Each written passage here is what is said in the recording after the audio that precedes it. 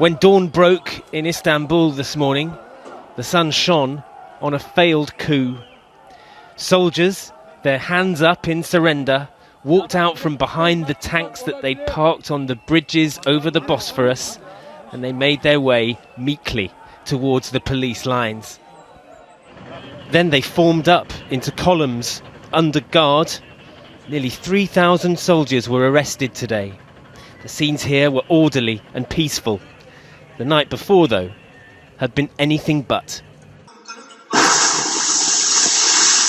In an emergency session in Ankara, Turkey's parliament was one of a number of state buildings which came under fire from the state military.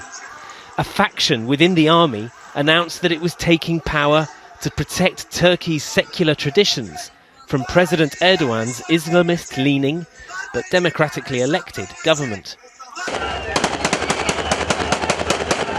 The commanders leading the coup ordered tanks to take up strategic positions in Istanbul, and they tried to impose a curfew.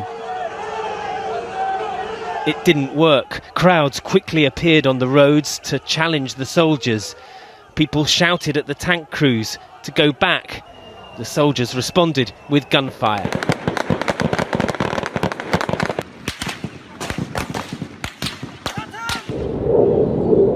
Fighter jets flew low over the city as the generals tried to assert their authority, and infantrymen were sent to the TV stations to take control. But again, they faced opposition.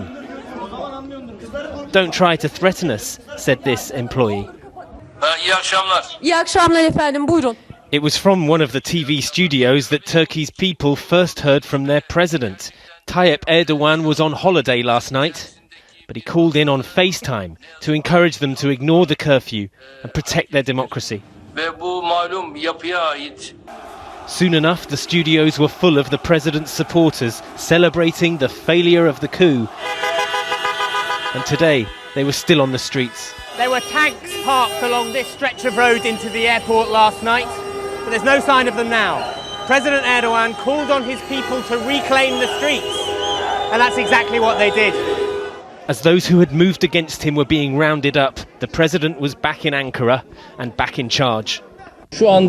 This action was a betrayal carried out by rebels who will pay a heavy price for their treachery.